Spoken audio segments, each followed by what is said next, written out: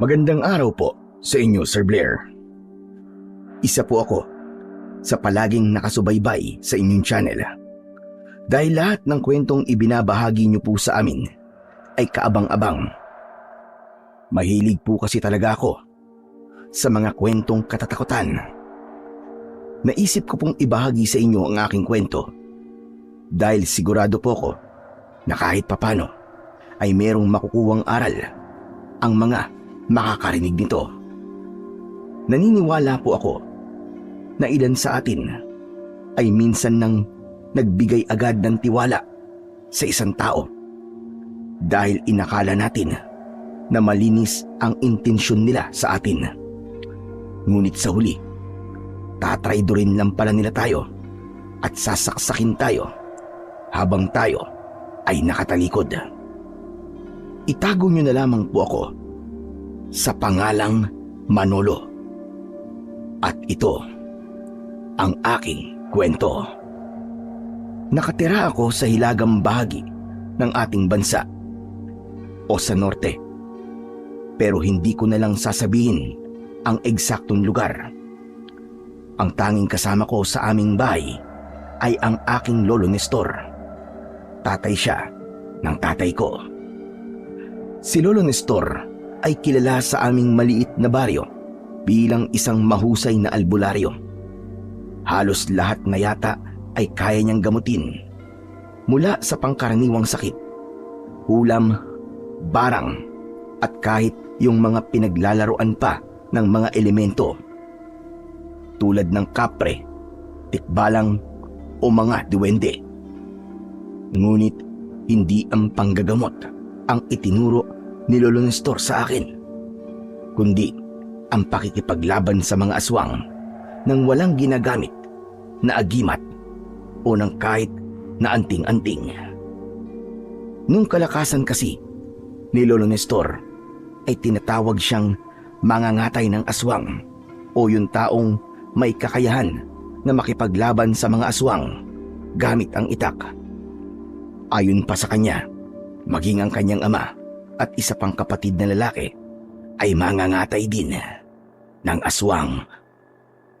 Noon ay wala akong ideya kung bakit ako tinuturuan ni Lolo Nestor ng ganung bagay. Basta na lang niya akong sinimulang sanayin nung binatilyo pa lamang ako. Hanggang sa nagbinata na ako, ay patuloy pa rin niya akong sinasanay.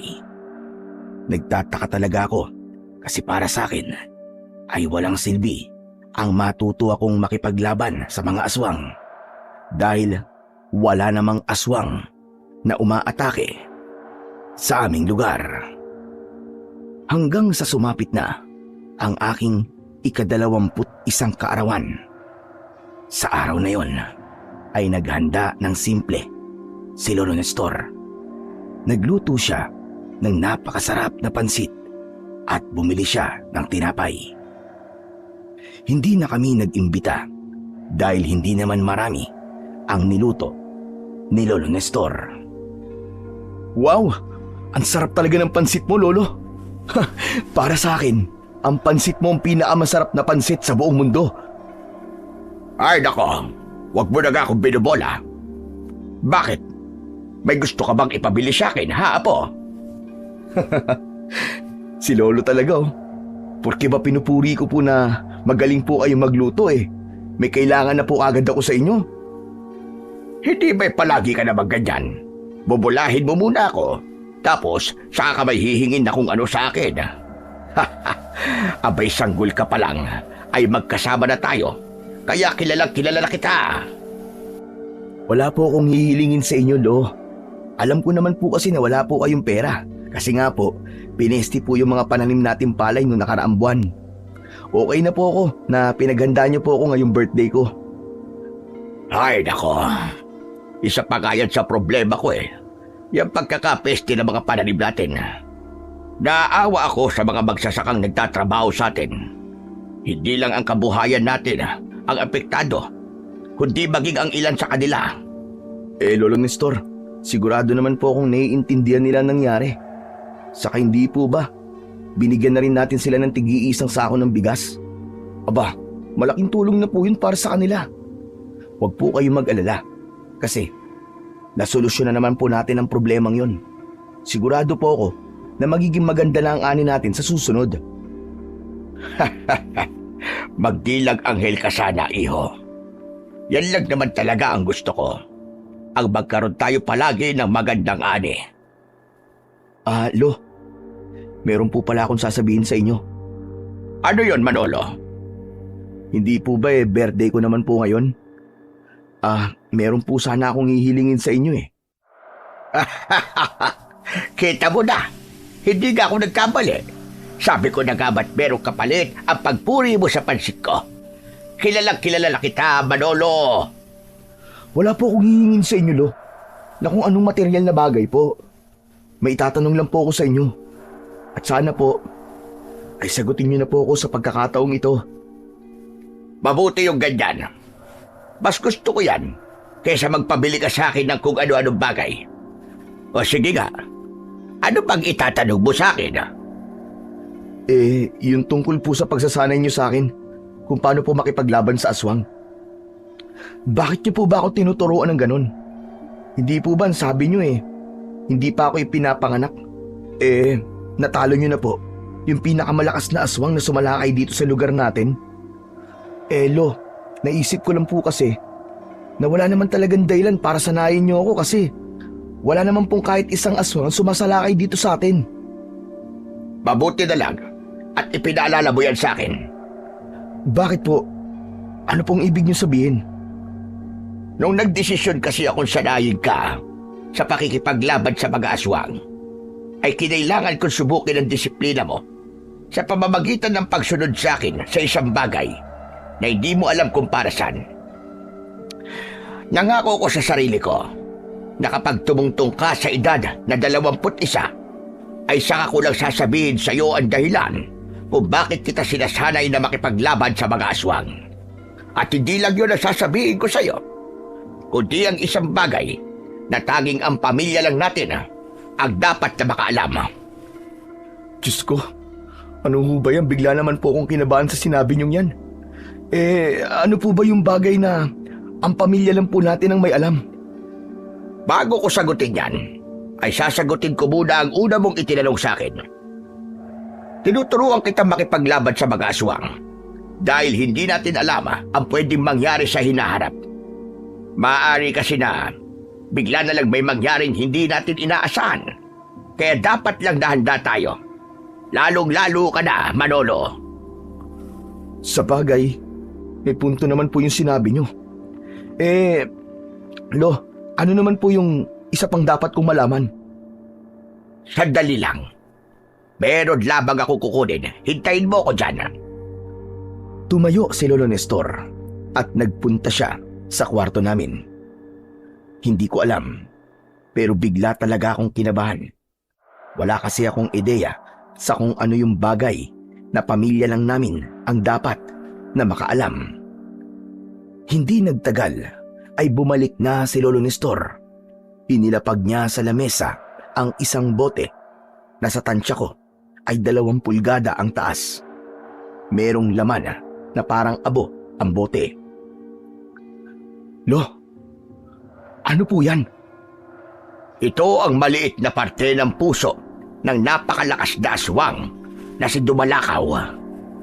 Ginawa namin itong abo ng aking tatay at inilagay sa bote ito.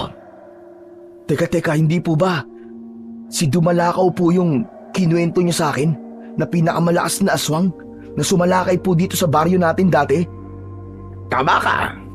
Mabuti naman at naaalala mo pa. Talagang nahirapan kami na talunin siya noon. Balik tayo sa abo ng puso ni Dumalakaw. Maliit lang ang bagay na ito, pero malaki ang nagagawa nito sa ating baryo. Ito ang nagsisilbing proteksyon ng baryo natin laban sa mga aswang. Hanggat nandito ang bagay na ito, ay walang kahit na sinong aswang ang makakatuntong sa nasasakupan ng ating lugar. Totoo po ba yung sinasabi niyo? Sa tingin mo ba ay nagsisinungaling ako? Bakit simula nang napatay namin si Dumalakaw, ay wala nang aswang ang umatake dito sa baryo natin? Yun ay dahil sa bagay na nasa loob ng maliit na boteng yan. Yan ay nilagyan namin ng dasal at orasyon upang magkaroon niya ng bisa at habang buhay na magbigay ng proteksyon sa ating baryo mula sa mga aswang. Ang bagay na iyon ay sinabi sa amin ng isang kilalang antigero na nakatira dito sa lugar natin. Pero matagal na siyang namatay. Sumalangit nawa ang kanyang kaluluwa. Ang astig naman po pala ng abo na yan, Lolo. Pero kung meron pong proteksyon ng baryo natin, Lo, bakit niyo pa po ako sinasanay sa pakikipaglaban sa mga aswang? Gaya na sinabi ko, hindi natin alam ang pwedeng mangyari sa hinaharap.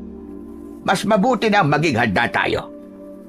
Ang totoo, Apo, hindi ko ito sinasabi sa mga tao rito dahil ayoko maging kampante sila.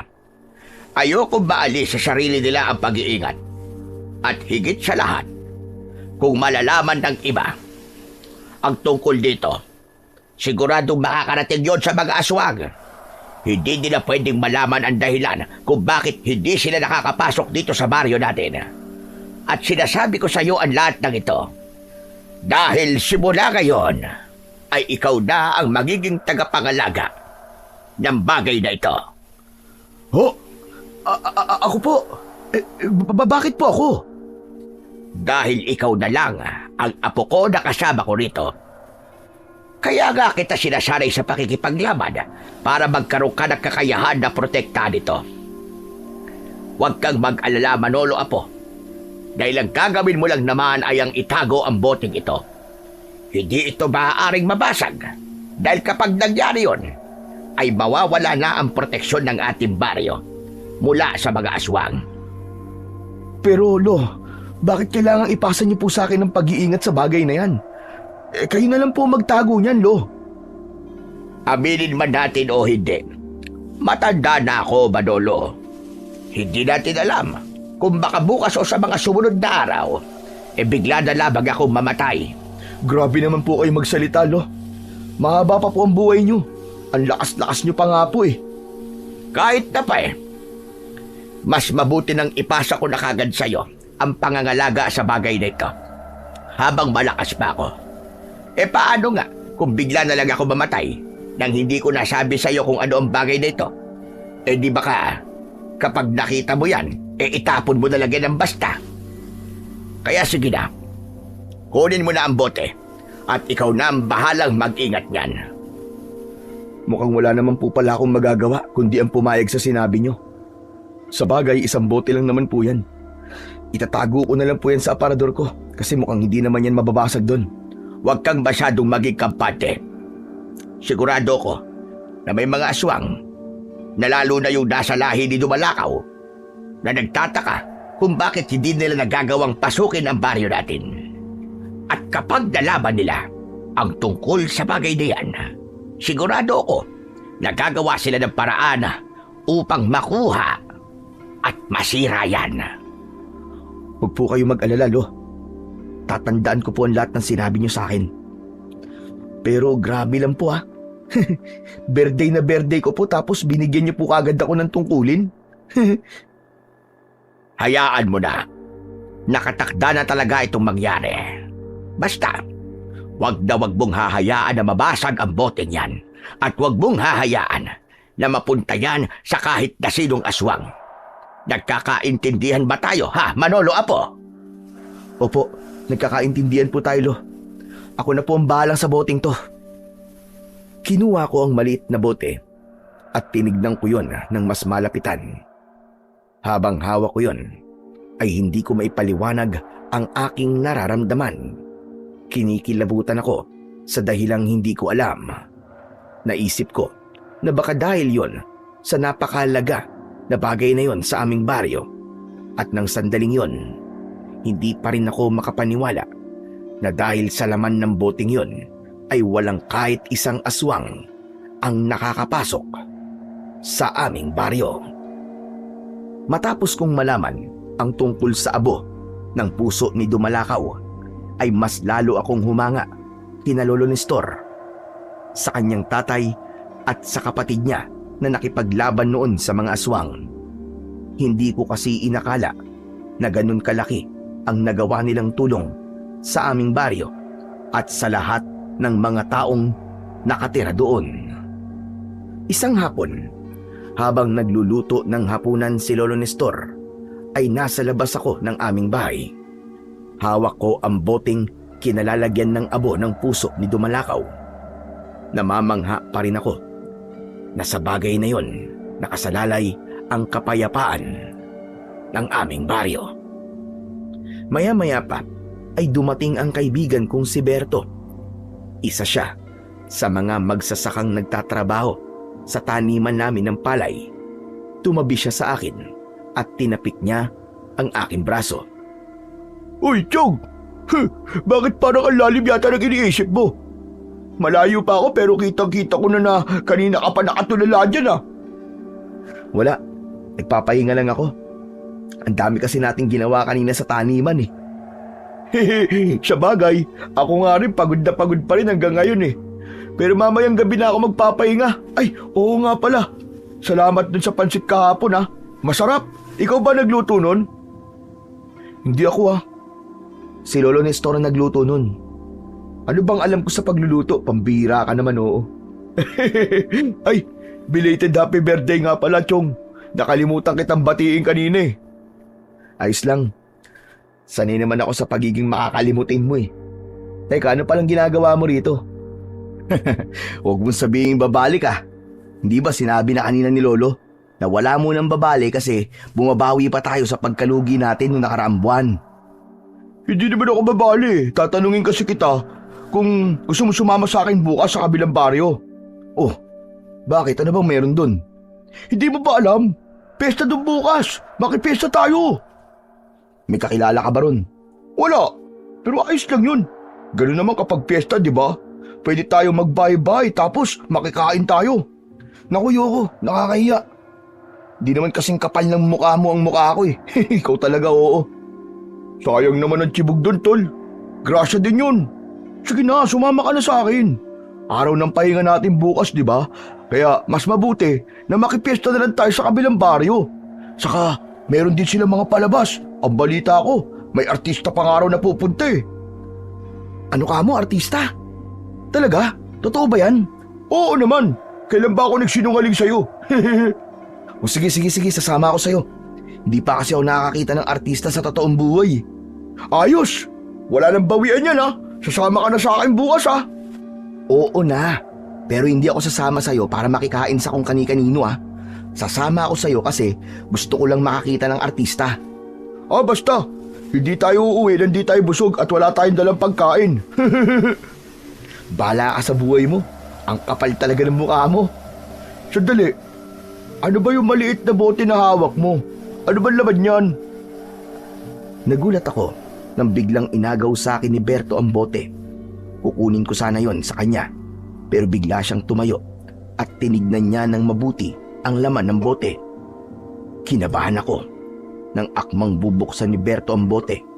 Mabuti na lang at nagawa ko yung agawin sa kanya. Ikaw talaga kahit kailan napakapakialamero mo. Hindi ka man lang muna nagsabi sa akin kung pwede mo tong hawakan at buksan. Ano ba kasi meron sa boteng yan? Kung protektahan mo naman parang ginto ang laman yan ah. Parang abo lang naman ang nasa loob niyang bote. Hoy, importante sa akin ang boteng to. Lalo na ang laman nito. Ano nga nasa loob niyan? Sige na tol, sabihin mo na. Basta, hindi ko pwedeng sabihin sa'yo. Ang daya naman ito. Akala ko ba magkaibigan tayong dalawa? Bakit naglilihim ka sa akin ngayon? Di ba dapat ang magkaibigan nagsasabihan ng sikreto? Bakit? Porke ba kaibigan kita? May responsibilidad na akong sabihin ang lahat sa'yo? Alam mo, mas mabuti pa na umuwi ka na lang. Hindi. Uuwi lang ako kapag sinabi mo sa akin kung anong laman ng boteng yan. Di habang buhay kang tumayo dito sa labas dahil kahit na anong gawin mo at sabihin mo, hindi mo malalaman kung anong nasa loob nitong bote. Nakakatampo ka naman. Sige na nga, hindi na kita pipilitin. Basta bukas yung lakad natin huwag mong kakalimutan yun. Dadaan ako sa bahay mo ng 10:00 ng umaga, okay? Oo na, hindi ko yan kakalimutan. Sige na, umalis ka na. Nang nakaalis na si Berto, ay dun lang ako nakahinga ng maluwag. Kinabahan talaga ako kanina, lalo na nung muntik nang buksan ni Berto yung bote. Kung nabuksan kasi niya yun at natapon yung laman nun, ay paniguradong isang napakalaking gulo ang nangyari. Doon ko napagtanto na hindi ko dapat ipinapakita sa ibang tao ang boteng yun, maliban na lamang kay Lolo Nestor. Nang sumunod na araw, sa almusal pa lang ay nagpaalam na ako kay Lolo Nestor ng tungkol sa lakad namin ni Berto. Pinayagan naman niya ako at ang sabi niya ay dapat lang na kahit minsan ay lumalabas-labas ako para makakilala ako ng ibang tao. Sa totoo lang kasi ay madalas akong nasa bahay lang, lalo na kapag araw ng pahinga. Hindi ako kagaya ni Berto na kung saan-saan nagpupunta. Ilang minuto bago sumapit ang 10:00 ng umaga ay umalis na ako. Nakasuot ako ng simpleng t-shirt at shorts. Nakatsinelas lang ako dahil sa kabilang baryo lang naman ang punta ko. Nang nakarating na ako sa bahay ni Berto ay natawa ko dahil bihis na bihis si Berto. Para siyang may pupuntahan na isang party ng mayayaman dahil nakasuot siya ng Amerikana. Anak ng putya! Ang gara na suot mo ah! Mukhang ibuburol ka! Loko! Siyempre kailangan kong pumorma no? At baka mamaya may makilala tayo ng magandang bebot. Dapat presentable akong tignan. Ayos ba to suot ko, tol? Mura lang to. Nabili ko to sa ukay-ukay sa bayan eh. Maganda naman, kahit medyo malaki sa'yo ng konti. Kaya lang eh, hindi ka ba natatakot na isuot yan? Baka mamaya eh, patay na ang dating may-ari niyan. Sus! Naiinggit ka lang sa akin eh. Basta, pakiramdam ko, gwapo ako sa suot ko. Eh di kung gwapo ka na. Hindi na kita ko kontrahin. Ang mabuti pa umalis na tayo. Anong oras ba pupunta sa kabilang baryo yung artistang sinasabi mo? Mamayang 12:00 daw ng tanghali. Eh di tara na, mag-ikot-ikot muna tayo ron at baka merong peryahan dun. Makapag-bingo man lang tayo o kahit color game. Hindi nagtagal ay magkasama na kaming nagpunta ni Berto sa kabilang baryo. Sumalubong sa amin ang napakaraming tao. Halos lahat ng mga tao ay abala sa paghahanda ng mga pagkain. May nakita kaming peryahan, kaya dun muna kami pumunta. Naglaro kami ng color game at nang nanalo ko ng isang beses ay hindi na ako tumaya, habang si Berto ay halos maubos ang pera dahil ilang beses siyang tumaya para mabawi yung natalo sa kanya nung una. Hinila ko na si Berto palayo sa color game dahil pakiramdam ko ay hindi siya titigil hanggang sa maubos ang pera niya. Habang naglalakad kami palabas ng peryahan ay nakasalubong namin ang kapitan ng baryong yon. Sandali niya akong kinausap dahil nakilala niya ako na ako ang apo ni Lolo Nestor. Aniya ay napakahusay na mangangatay ng aswang ni Lolo. Tinanong ko rin sa kapitan kung anong oras darating yung artistang bibisita sa kanila sa piyesta. Pero sinabi ng kapitan na wala silang inimbitahang artista dahil wala naman silang budget para roon. Matapos kong kausapin ang kapitan, ay tuluyan na kaming umalis ni Berto sa peryahan. Ikaw loko ka talaga, Berto. Wala naman palang bisitang artista dito eh. Ikaw niloko mo lang ako no, para sumama ako sa'yo. Oo tol, alam ko kasi na noon mo pa gusto makakita ng artista eh, kaya ginamit ko yun para sumama ka sa akin. Ayoko kasi na pupunta ako rito nang wala ako kasama eh. Ewan ko sa'yo, loko ka talaga. Ang mabuti pa, umuwi na lang ako. Teka, sandali lang. Mamaya na tayo umuwi. Di pa nga tayo nakakakain, ito naman oh. Hindi ko talaga gusto yung trip mo na yan eh. Nakakahiya. Piyesta naman dito tol, ano ka ba? Normal na sa mga tao rito na merong nakikikain sa bahay nila kahit hindi nila kakilala. O sige. Pero isang bahay lang ha. Pagkatapos natin makikain sa isang bahay, uuwi na ako. Ikaw, kung ayaw mo pang umuwi, bahala ka sa buhay mo. KJ naman ito. Hindi na ako nagsalita. Medyo diskumpiyado ako dahil buong akala ko ay makakakita ko ng artista sa totoong buhay. Siguro, iisipin ng iba na mababaw akong tao, pero para kasi sa kagaya kong lumaki sa isang liblib na lugar, ay maituturing kong isang magandang experience kapag nakakita ako ng artista. Habang naglalakad kami ni Berto, ay napansin ko na panay ang lingon niya sa aming likuran. Nung una ay hindi ko yun pinansin. Pero hindi na ako nakatiis dahil nabahala na ako sa ginagawa niya. Teka, sandali nga. Ano ba nangyayari sa'yo, Berto? Bakit kanina ka palingon ng lingon dyan? Huwag ka maingay, tol. Hindi mo ba napapansin na parang kanina pa tayo sinusundan nung magandang babae sa likod natin? Ha? Sinong babae? Yun o, yung nakasuot ng bestidang bulaklakin. Sandali, tumigil muna tayo para makita mo siya. Huminto kami ni Berto sa gilid ng daan. May nakita akong babae na nakatayo sa tapat ng isang tindahan.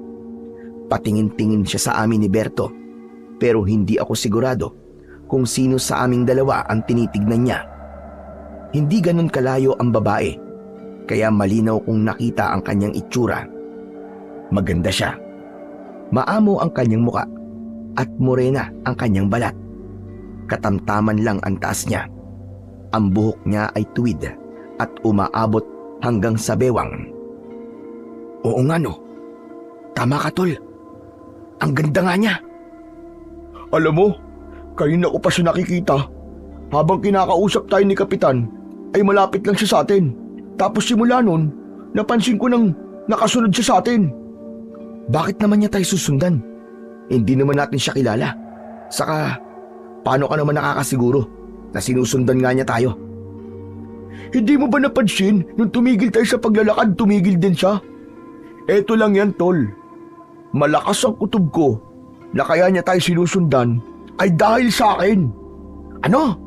Bakit dahil sa'yo? May utang ka ba sa kanya at sisingiling ka niya? Hindi, ano ka ba? Ang bagal mo namang makakuha. Ang ibig ko sabihin, sisimplihan ko na lang para mas maintindihan mo. Ang hina mo kasi. Malakas ang kutob ko na malakas ang tama ng babaeng yan sa akin. Kaya niya tayo sinusundan. Siguro nahihiya siyang lumapit sa akin. Tignan mo siya. Panay ang sulyap sa akin, o di ba? Tapos, kapag tinitingnan ko, yumuyuko siya. Ay nako, ang lakas talaga ng dating ko. Ang hirap talaga maging pogi.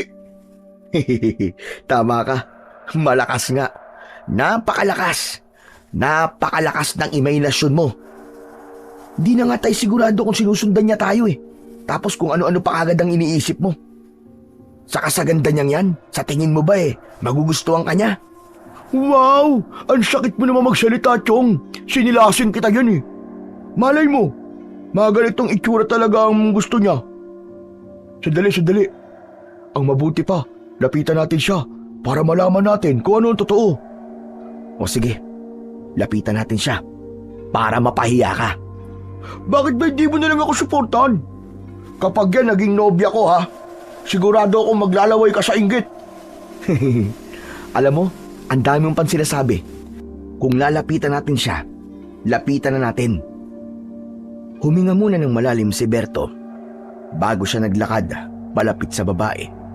Natatawa akong sumunod sa kanya. Habang palapit sa babae, ay napansin ko ang pagbakas ng gulat sa kanyang muka.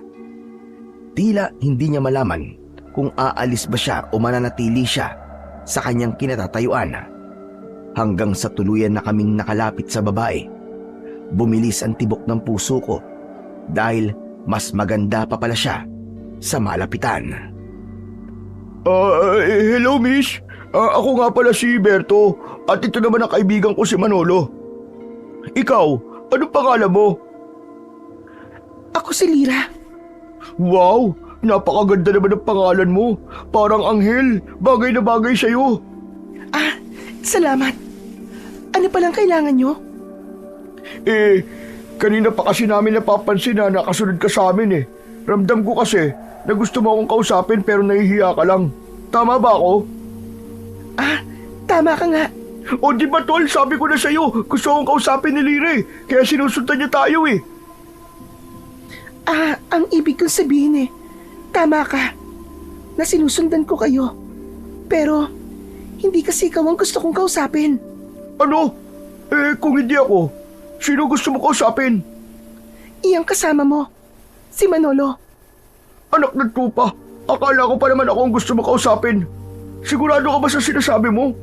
Baka nagkamali ka lang ng pagkakatanda sa pangalan namin ha. Berto ang pangalan ko, ito naman ay si Manolo. Si Manolo talaga ang gusto kong makausap. Tama ba? Na ikaw ang apo ni Mang Nestor? Yung kilalang mangangatay ng aswang sa kabilang baryo? Oo, ako nga. Bakit mo pala ako gustong makausap? Malas naman. Akala ko talaga ako ang gusto mo kausapin. Pasensya ka na talaga, Berto. Hindi kasi sinasadya na narinig ko ang pag-uusap ninyo kanina ni Kapitan. Kaya nalaman ko na apo ka pala ni Mang Nestor. Nung buhay pa kasi ang tatay ko, palagi niyang ikinikwento sa akin ang tungkol kay Mang Nestor at kung gaano siya kagaling makipaglaban sa mga aswang. Ang sabi ng tatay ko, iniligtas ni Mang Nestor ang nanay ko nung ipinagbubuntis pa lamang ako. Isang aswang kasi ang gustong biktimahin si nanay. Pero pinatay ni Mang Nestor ang aswang na yon. Kaya kung hindi dahil sa lolo mo, baka hindi ako nagawang isilang ng nanay ko. Ganun ba? Nakakatuwa namang marinig ang kwento mo na yan, Lira. Pakisabi sa lolo mo. Maraming salamat. Hayaan mo at makakarating yan sa kanya. Ano palang pangalan ng tatay at nanay mo? Lauro ang tatay ko. Ang nanay ko naman ay Aida. Sige, sasabihin ko kay Lolo at sigurado ako na matutuwa yun. Sumasaya kasi siya kapag may taong lumalapit sa kanya para magpasalamat sa mga nagawa niya noon. Nakangiting tumango si Lira. Hindi na siya nagsalita pero nanatili siyang nakatitig sa aking muka habang hindi naaalis ang kanyang napakatamis na ngiti. Nakaramdam ako ng hiya, napayuko ako at nang muli akong tumingin sa kanya ay hindi ko na napigilan ang ngumiti.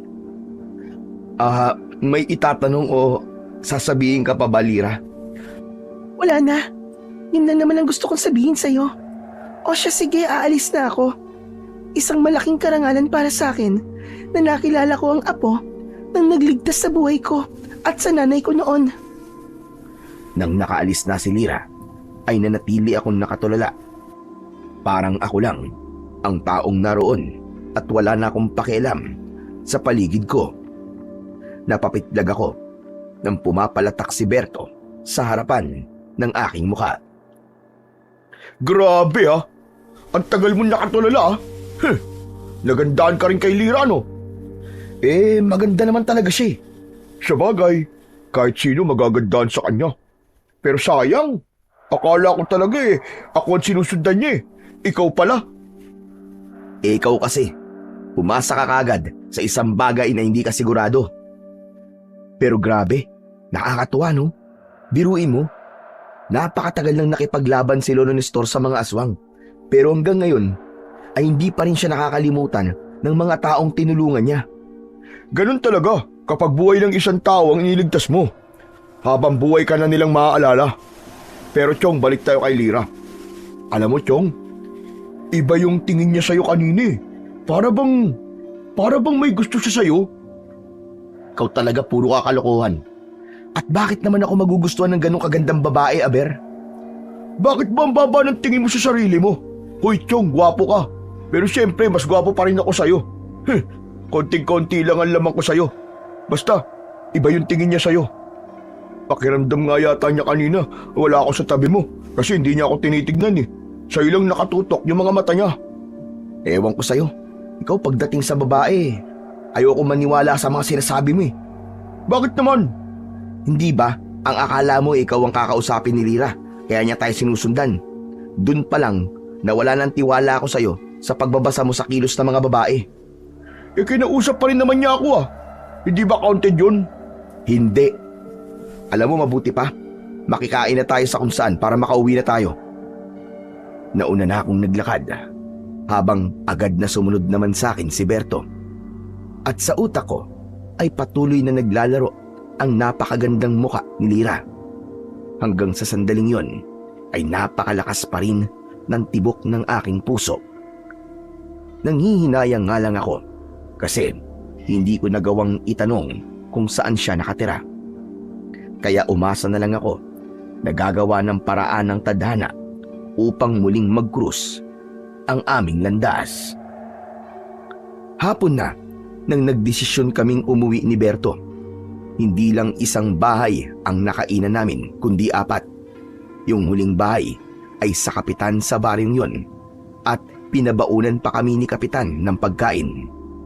Dinamihan niya yun sa akin dahil aniya ay ibigay ko yun kay Lolo Nestor. Hindi na nasunod yung una kong sinabi na pagkatapos naming makakain sa isang bahay ay uuwi na ako.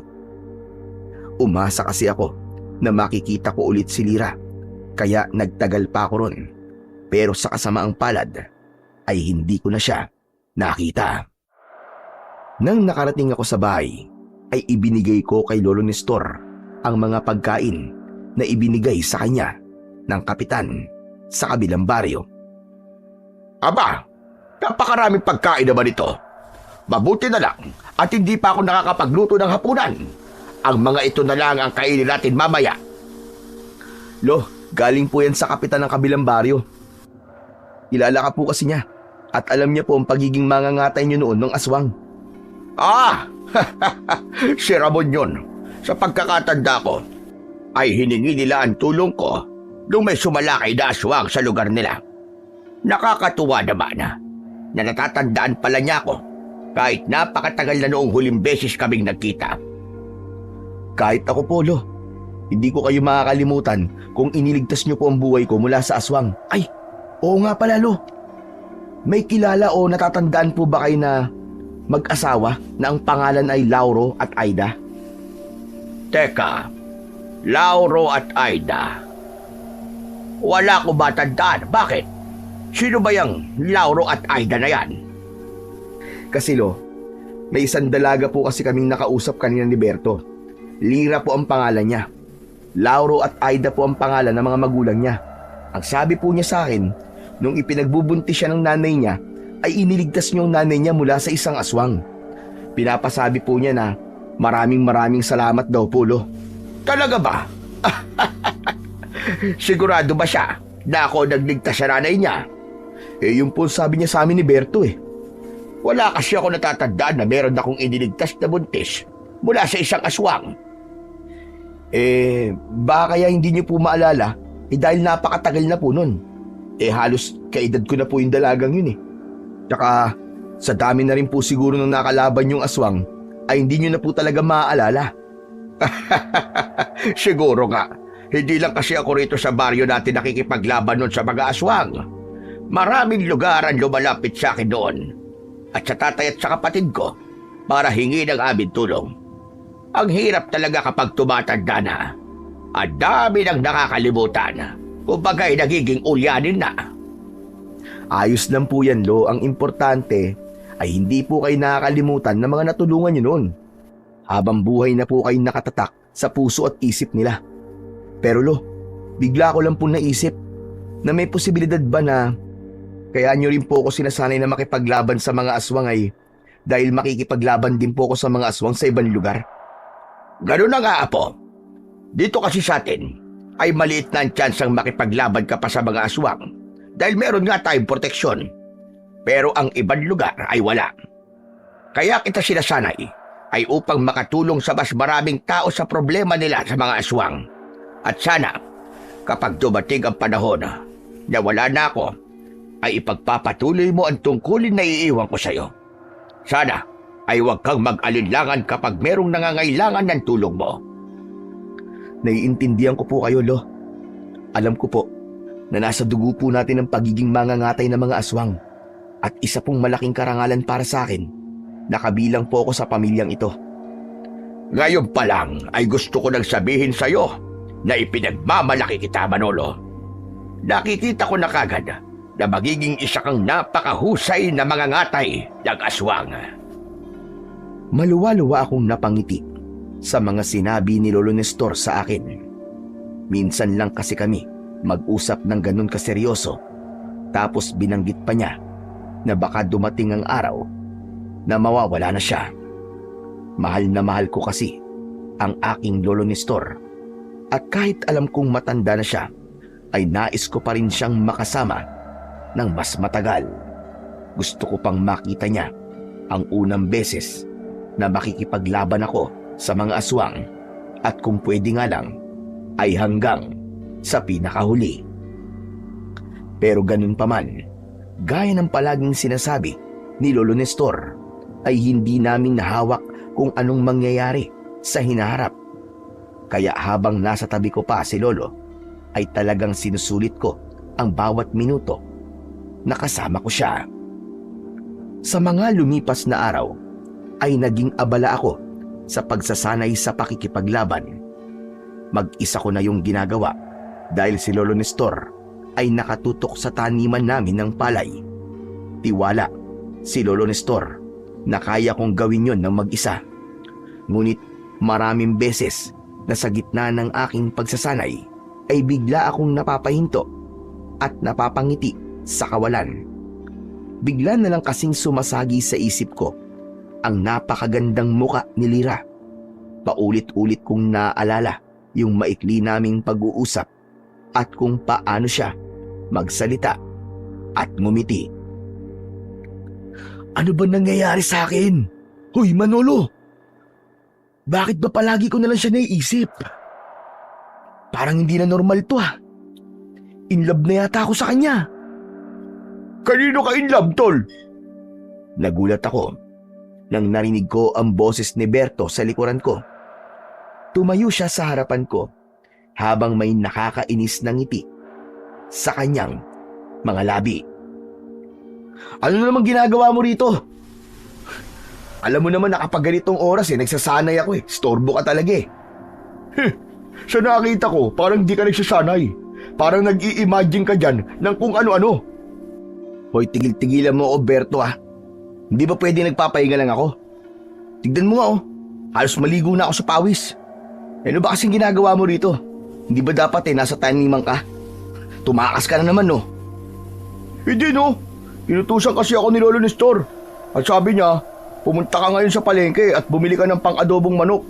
Yun daw ang lulutuin ni Lolo mamaya para sa pananghalian natin. Siya na lang daw magluluto tapos magsaing ka na lang daw pagkatapos mong bumili. O sige, pakisabi kay Lolo, ako nang bahala. Sige na, umalis ka na. Aalis lang ako kapag sinagot mo na yung tanong ko. Anong tanong? Wala ka naman tinatanong ah.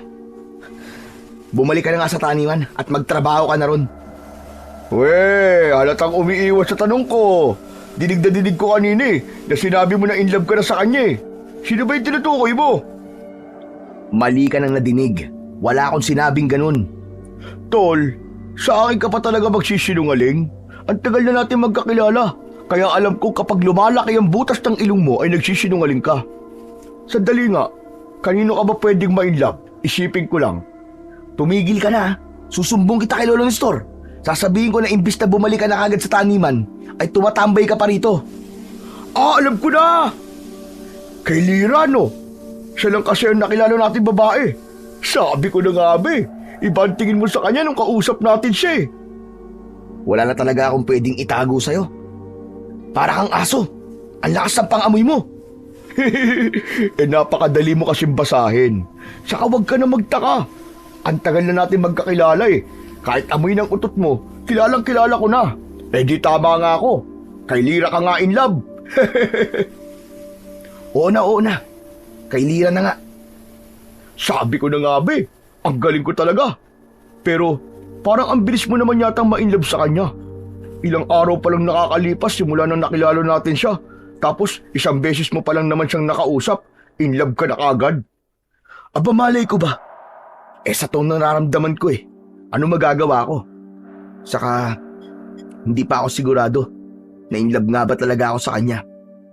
Basta, madalas ko siyang naiisip. Tapos kapag naiisip ko siya, bigla akong sumasaya. Kumpirma! Amado! Yun na nga yun! In love ka na nga talaga kay Lira. Grabe ka, tol. Talagang inunahan mo pa ako sa kanya. Pero sa bagay, mukhang wala naman siyang gusto sa akin kasi nung nakausap natin siya, ay sa ilo siya nakatingin. Ang problema mo na lang ngayon ay kung paano kayo magkikita para malaman mo kung saan siya nakatira. Hindi mo siya maliligawan kung hindi mo alam kung saan ang bahay niya, di ba? At bakit ko naman siya liligawan? Alam mo minsan, nakakainis ka na rin, no? Masyado kang pa-inosente. Kaya mo liligawan si Lira para maging syota mo siya. Ikaw rin, kapag hindi mo siya niligawan, baka mamaya yan ligawan niyo ng iba. Baka nga sa ngayon, marami na nanliligaw sa kanya At hindi na yun nakapagtataka kasi napakaganda niya naman talaga. O paano? Babalik na ako sa palayan baka mamaya yan hinahanap na ako ni Lolo Nestor Basta, kung gusto mo talaga si Lira, ipagdasal mo na magkita ulit kayo.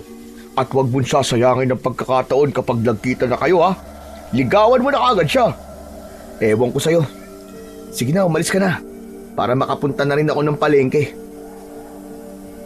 Nang nakaalis na si Berto, ay mabilis akong naligo at nagpalit ng malinis na damit. Matapos yun, ay nagtungo na ako sa palengke.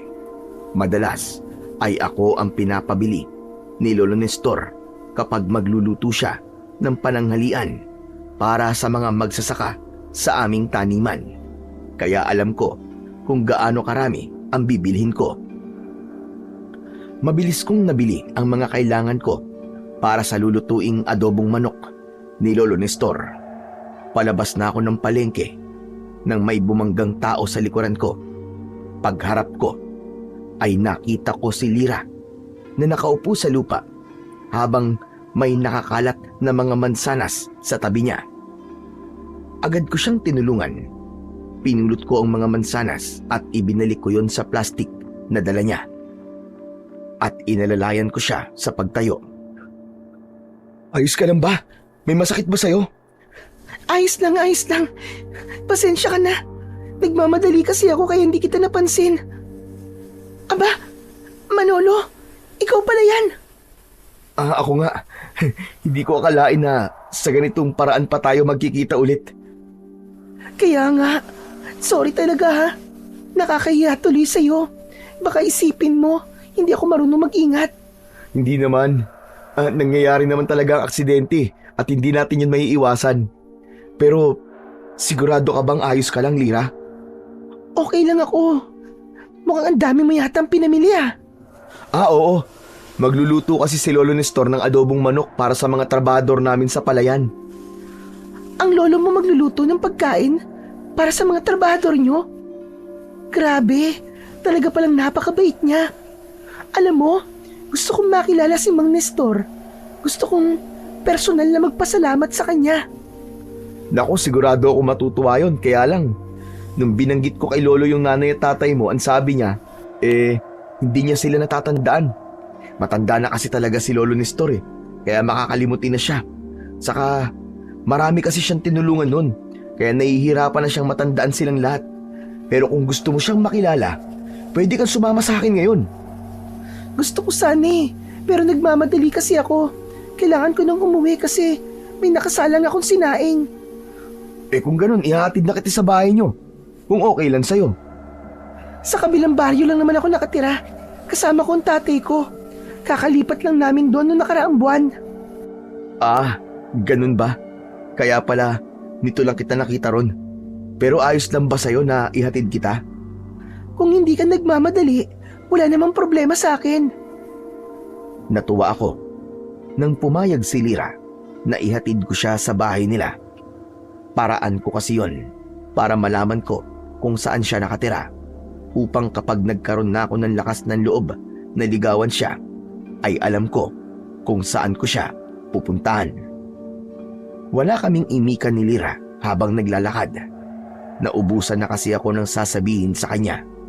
Nang nakarating na kami sa kabilang baryo, ay huminto siya sa isang maliit na kubo. Dito ako nakatira. Salamat pala sa paghahatid mo sa akin Walang anuman yun, Lira. Oo nga pala. Pwede bang bisitahin kita dyan minsan sa inyo? Naku, Hindi ko alam eh. Masungit kasi ang tatay ko at ayaw niya na meron lalaking lumalapit sa akin. Ayaw niya pa kasi ako na magkaroon ng nobyo. Ah, ganun ba? Parang nakakatakot palang tatay mo. Sige, uuwi na ako. Kailangan ko na rin kasing madala tong mga sangkap na lulutuin ni Lolo eh. Mag-iingat ka, Manolo ah. Maraming salamat ulit. Parang tumalon ang puso ko nang ngumiti si Lira sa akin. Habang naglalakad ako pauwi, ay para akong baliw na nakangiti. Hindi ko maiwasang isipin na may dahilan kung bakit kami muling nagkita ni Lira. Baka isa yung senyales na kailangan ko na talaga siyang ligawan. Pero bago ko magawa yun, ay kailangan ko munang alisin ang takot ko sa kanyang tatay.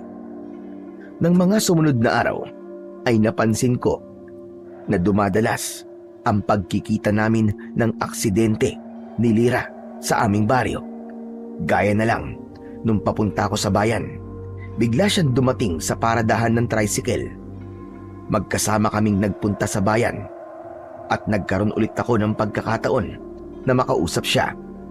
Dahil sinamahan niya akong bumili ng mga kailangan namin sa bahay, ay dinala ko siya sa isang fast food restaurant at inilibre ko siya ng pananghalian. May itatanong pala ako sa iyo, Manolo.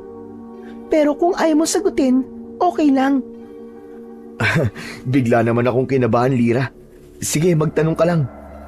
Hindi ba? Isang mga ngatay ng aswang ang lolo Nestor mo? Tinuruan ka rin ba niyang makipaglaban sa mga aswang? Ah, oo. Binatilyo pa lang ako nung nagsimula akong sanayin ni Lolo. Hanggang ngayon, nagsasanay pa rin ako. Kahit kasi napakatagal nang walang sumasalakay na aswang sa baryo namin, ang sabi ni Lolo, kailangan ko pa rin magsanay. Hindi kasi namin alam kung anong pwedeng mangyari sa mga susunod na araw, di ba? Kaya mas mabuti nang handa kami, lalo na ako. Sa bagay, hindi na ako nagulat na sinasanay ka niya. Kaya pala medyo malaki ang katawan mo kasi mukhang batak ka sa pagsasanay. Ah, napansin mo pala. Maraming salamat. Pero nakakatuwa lang na matagal na palang walang aswang na sumasalakay sa baryo nyo. Meron ba kayong sikreto? Sikreto? Saan? Kahit wala ng aswang na naglalakas loob na sumalakay sa lugar nyo. Sasabihin ko sana kay Lira ang tungkol sa abo ng puso ni Dumalakaw. Pero bigla kong naalala ang bili ni Lolo Nestor na walang ibang pwedeng makaalam nun, kundi kami lamang. Oo. Meron kaming sikreto kung bakit hindi na kami sinasalakay ng aswang. Talaga? Ano yun? Sikreto nga, di ba? Kaya hindi ko pwedeng sabihin sa'yo at sa kahit na sino. Ang daya mo naman. Pasensya ka na, Lira. Mabigat kasing bili ni Lolo na walang pwedeng makaalam ng sikretong yon. Kaming dalawa lang talaga ang pwedeng makaalam. Hindi na nga kita pipilitin. Matapos yun, ay napansin ko na biglang tumahimik si Lira. Hindi ako sigurado kung dahil ba sa hindi ko sinagot ang tanong niya, kaya siya naging ganun. Pagkatapos naming kumain, ay bumiyahe na kami paalis ng bayan. Habang naglalakad kami, ay nag-isip ako ng bagay na pwede naming mapag-usapan dahil hanggang sa sandaling yon ay hindi pa rin nagsasalita si Lira. Lira, pasensya ka na pala kung hindi ko pwedeng sabihin sa iyo yung dahilan kung bakit wala ng aswang ang sumasalakay sa baryo namin.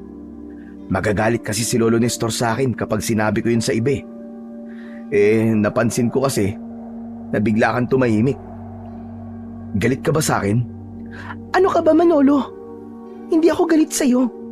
Naiintindihan ko naman Siguro, medyo nagtatampo lang. Kasi, parang wala ka pa rin tiwala sa akin. Hindi naman sa ganun. Alam mo, mabuti pa. Sumama ka na lang sa bahay namin. Tamang-tama kasi nandun si Lolo. Hindi ba gusto mo siyang makilala? Ngayon na talaga? Oo, ano? Tara na. Baka pwedeng sa ibang araw na lang. Minsan lang nasa bahay si Lolo Nestor kasi madalas ay nasa taniman siya. Kaya ito na ang tamang pagkakataon mo para makilala siya at makapagpasalamat ka sa kanya ng personal. Hinawakan ko si Lira sa braso at hinila ko siya papunta sa direksyon ng baryo kung saan ako nakatira. Wala na siyang nagawa kundi ang sumunod sa akin.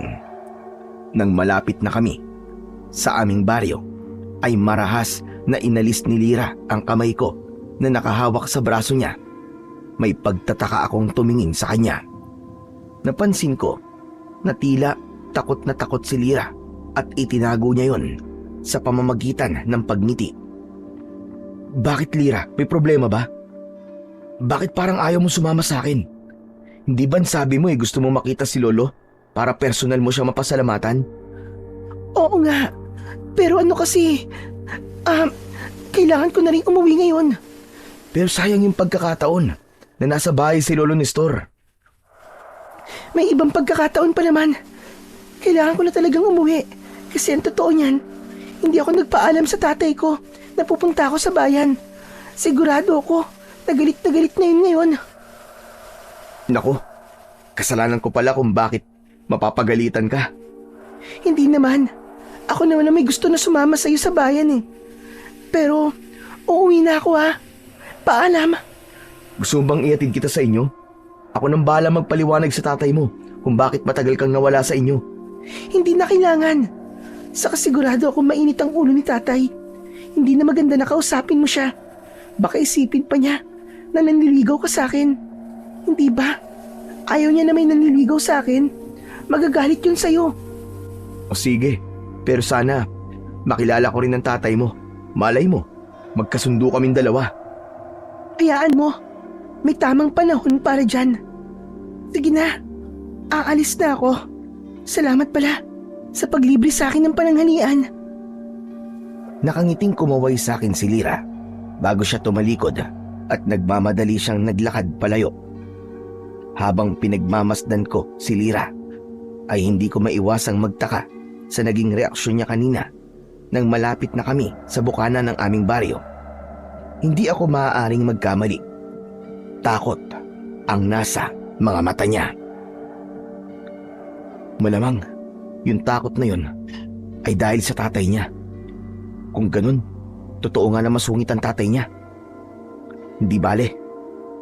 Kapag nagkaroon ako ng lakas ng loob, ay ako mismo ang kakausap sa tatay niya at sa kanya ako mismo magsasabi na gusto kong ligawan si Lira. Nagpatuloy na ako sa paglalakad pauwi. Nagmamadali na ako dahil alam ko na sa sandaling yon ay naghihintay na si Lolo Nestor sa akin sa bahay. Pagdating ko sa bahay ay naroon na nga si Lolo Nestor at kausap niya si Berto. Napagalitan ako ni Lolo dahil ang tagal ko bago nakabalik. Nagdahilan na lang ako na masyadong maraming tao sa pamilyan kaya natagalan ako sa pagbili ng mga dapat kong bilhin. Lumabas muna ako ng bahay at nagtungo ako sa likod. Umupo ako sa duyan na naroon at hindi ko napigilan ang pagsilay ng ngiti sa aking labi nang maalala ko si Lira. Nagulat ako nang biglang sumulpot si Berto sa harapan ko. Anak ng putya, nakakatakot ka naman, Berto. Bakit ba palagi ka na lamang sumusulpot na parang kabuti? Sus, ikaw nga, masyado kang nagiging magugulatin eh. Alam mo kung bakit ang dali mo magulat? Wala ka kasi palagi sa sarili mo. Tapos nakangiti ka pa dyan na para kang timang. Silira na naman ang naiisip mo, no? Huwag kang maingay at baka marinig ka pa ni Lolo. Bakit sa tingin mo ba ay mapapagalitan ka ng lolo mo kapag nalaman niya na nagkakagusto ka na sa babae?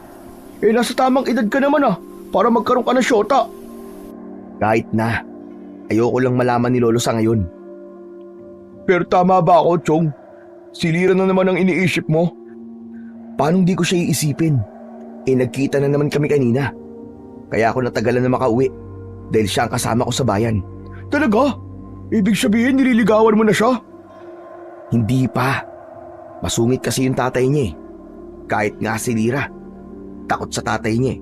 Ang sabi pa ni Lira, ayaw doon ng tatay niya na may nanliligaw sa kanya. Kaya hindi ko pa siya pwedeng ligawan sa ngayon. Eh ano ng plano mo ngayon? Eh ano pa nga ba? Makukontento muna siguro ako sa pagiging magkaibigan namin dalawa. Saka ang importante ay magkaibigan na kami ni Lira. Madali na magsabi sa kanya na gusto ko siyang ligawan kapag pumayag na yung tatay niya. Sa bagay, tama naman yung sinabi mo. Saka mukhang ang lakas mo rin kay Lord eh. Sigurado ako na gabi-gabi mong pinagdadasal sa kanya na magkita ulit kayo ni Lira. Baliw. Talagang sadyang nakatadhana na maging magkaibigan kami ni Lira. Kahit hindi ko na yun ipagdasal, kung yun talaga ang mangyayari talaga yun. Natawa si Berto sa sinabi ko, habang ako naman ay muling napangiti dahil napakasaya ko talaga. Hanggang sa sandaling yun ay hindi pa rin ako makapaniwala na magkaibigan na kami ni Lira at meron na akong pagkakataon para maligawan siya pagdating ng tamang panahon. Nang mga sumunod na araw ay unti-unti kaming naging malapit ni Lira sa isa't isa. Naging paborito naming tambayan yung ilog na nasa kabilang baryo. Madalas kaming nagpupunta ron habang may mga dalang pagkain. Isang hapon, nasa tabing ilog kami ni Lira. Kumakain kami ng hinog na mangga at nagkwekwentuhan tungkol sa buhay namin.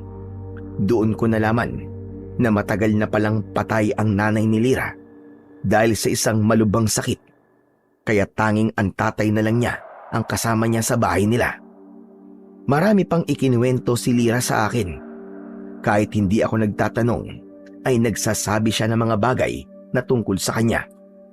Kagaya na lang ng pagiging masyadong mahigpit ng tatay niya sa kanya.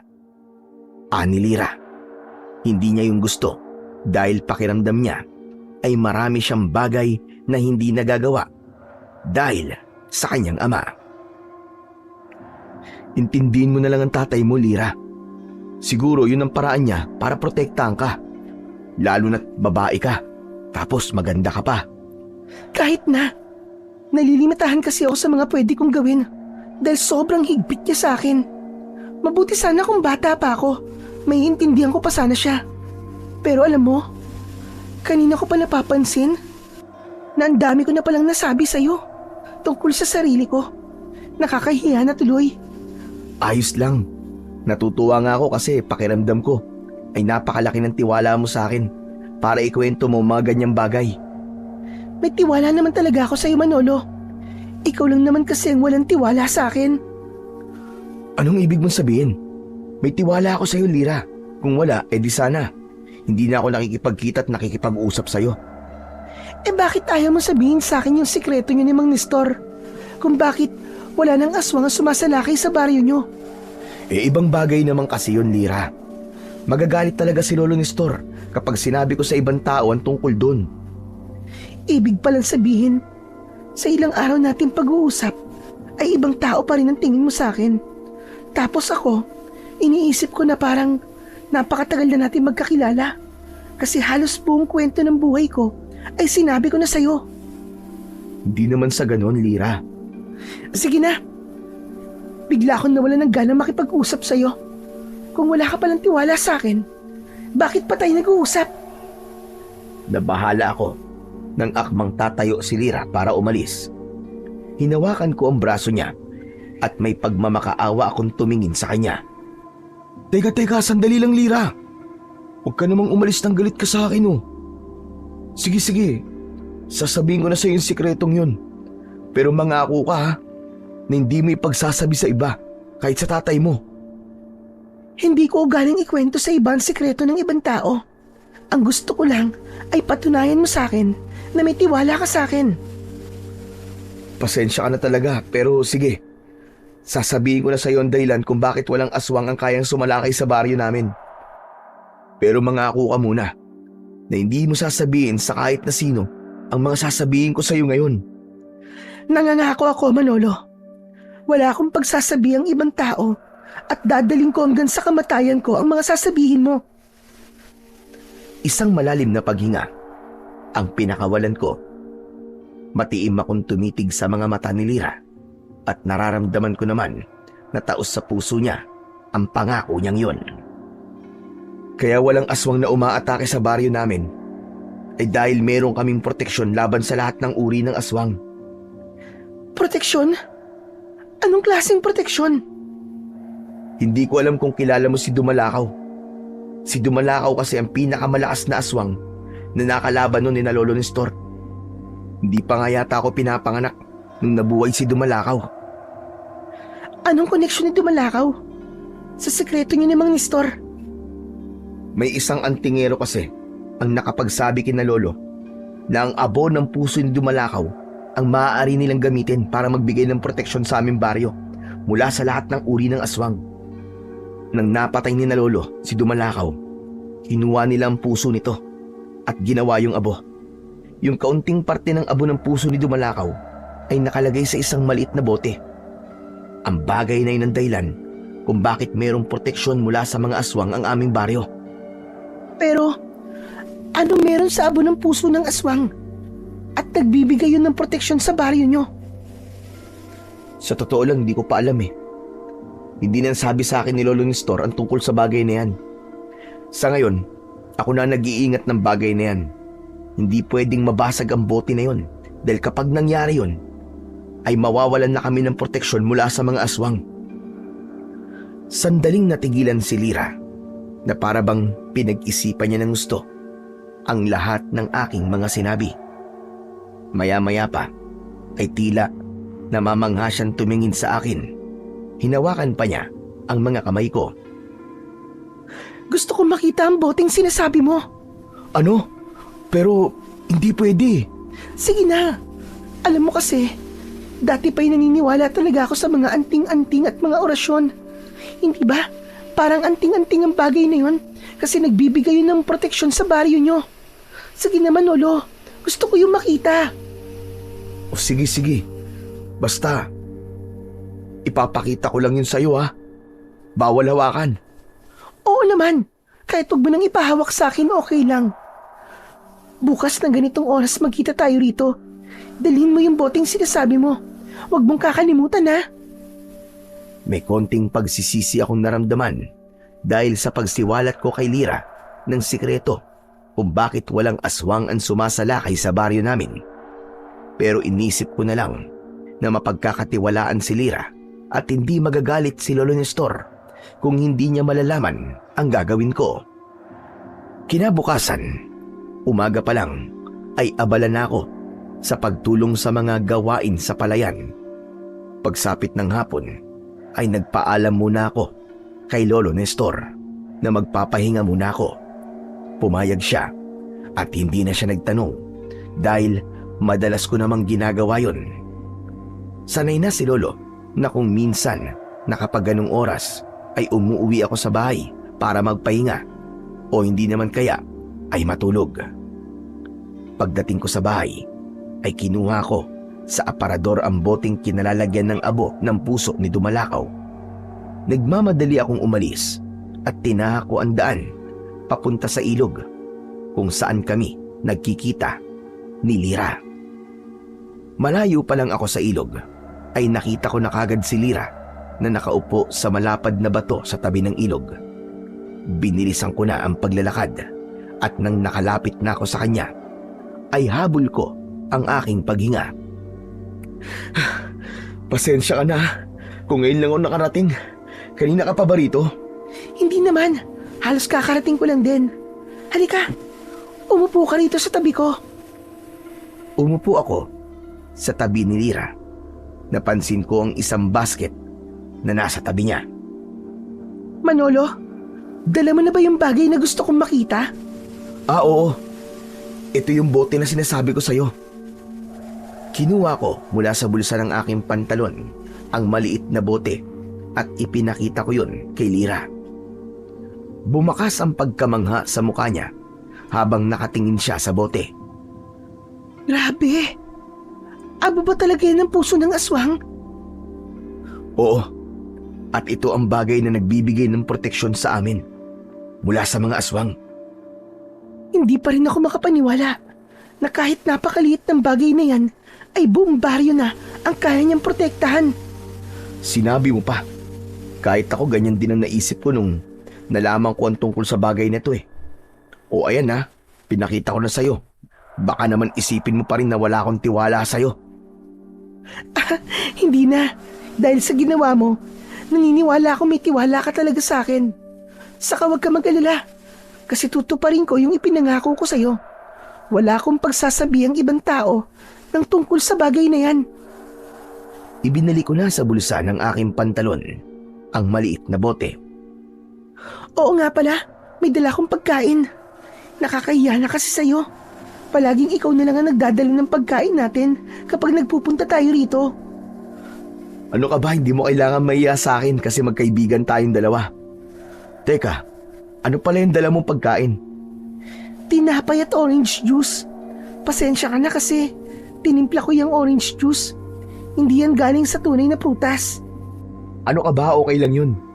Kahit na anong dala mo, kakainin ko. Basta't walang lason. Matamis na ngumiti si Lira. Kumuha siya ng 2 plastic na baso at sinalilan niya ang mga yon ng orange juice mula sa malaking plastic na bote. Inabutan niya ako ng 1 baso at 1 tinapay. Agad akong nagsimulang kumain at uminom. Nang naubos ko ang laman ng baso, ay naglagay pa ako ng orange juice at dire-diretso ko yung ininom. Sorry kanina pa kasi ako nauuhaw eh. Tumakbo kasi ako nung nakita kitang nandito ka na. Okay lang, uminom ka lang ng uminom dyan. Marami pa naman dito. Magsasalita pa sana ako, pero bigla akong nakaramdam ng pananakit ng ulo hanggang sa lumabo ang paningin ko. Ipinilig ko ang ulo ko. Ibinukasara ko ang aking mga mata sa pag-asang babalik sa normal ang aking paningin, pero mas lalong lumabo ang aking mga nakikita. Oh, ano nangyayari sa'yo? Ayos ka lang ba? Lira, bigla kasing sumakit ang ulo ko eh. Tapos, ang labo ng paningin ko. Atayo sana ako, pero tuluyan nang nawalan ng lakas ang aking buong katawan. Bigla kong nakatulog at bumagsak ang katawan ko sa lupa. Matapos yun, ay wala na akong naaalala pa sa mga sumunod na nangyari. Madilim na nang nagising ako. Nakahiga pa rin ako sa tabi ng ilog. Pero wala na si Lira sa tabi ko. Masakit pa rin ang aking ulo, pero pinilit kong tumayo. Ano ba nangyari? Bakit bigla na lang ako nakatulog kanina? Teka, nasan si Lira? Bakit naman iniwan niya ako rito? Hindi ko alam, pero kusang gumalaw ang kamay ko. Kinapa ko ang bote na nasa aking bulsa. Nanlamig ang buo kong katawan nang hindi ko nakaparoon ang bote. Maging ang ibang bulsa ng aking pantalon ay kinapa ko rin. Pero wala rin doon ang bote. Hinanap ko yun sa kung saan ako nakahiga. Pero bigo akong matagpuan doon ang boteng naglalaman ng abo ng puso ni Dumalakaw. Si Lira? Hindi kaya siyang kumuha ng bote? Pero bakit naman niya gagawin yun? Para masagot ang aking katanungan, ay naglakas loob akong puntahan ang bahay ni Lira. Kahit medyo nahihilo pa ako, ay pinilit ko pa rin ang maglakad ng mabilis. Nakasarado ang pinto ng kubo ni Lira. Kumatok ako roon at isang matandang babae ang nagbukas ng pinto. Sa loob ay meron pa akong nakitang isang matandang lalaki at 2 batang babae. Nagtaka ako dahil ang akala ko ay ang tatay lang ni Lira ang kasama niya sa bahay. Ganun pa man, tinanong ko pa rin ang matandang babae kung nasaan si Lira. Ayon sa matandang babae, ay walang Lira na nakatira doon. Aniya, baka raw nagkamali ako ng bahay na pinuntaan. Mas lalo akong naguluhan. Wala na akong nagawa kundi ang maglakad pauwi sa bahay namin. Pinag-isipan ko ang lahat ng nangyari at nagkaroon ako ng hinala na baka hindi talaga roon nakatira si Lira.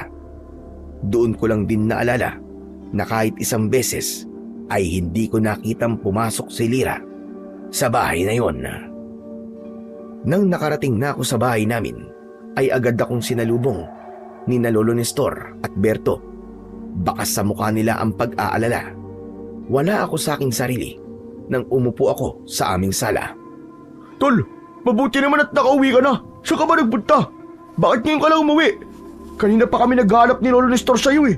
Halos kakauwi nga lang namin. Kasi iniisip namin na baka bigla kang dumating dito. Ang sabi mo ay magpapahangin ka lang dito sa bahay. Pero pag uwi ko rito ay wala ka. Sa susunod na alis ka at matatagalan ka bago bumalik, ay magpaalam ka naman. Para hindi ako nag-aalala sa'yo. Tumingin ako kay Lolo Nestor. Naisip ko na huwag ipaalam sa kanya na nawawala ang boteng naglalaman ng abo ng puso ni Dumalakaw. Alam ko kasi na magagalit talaga siya sa akin ng sobra kapag sinabi ko yun. Pero napagtanto ko na hindi ko masusolusyonan ang problemang yun kung hindi ko yun ipapaalam sa kanya. Lo, ano kasi, meron po akong sasabihin sa inyo. Lo, alam kong magagalit ka. Pero kailangan mo talaga itong malaman eh. Ano ba yon? Magsalita ka na kagad. At mas lalo ko kinakabahan sa'yo eh. Yung ano po kasi Lo eh, yung binigay niyo sa akin, yung bote, nawawala po eh. Anong bote?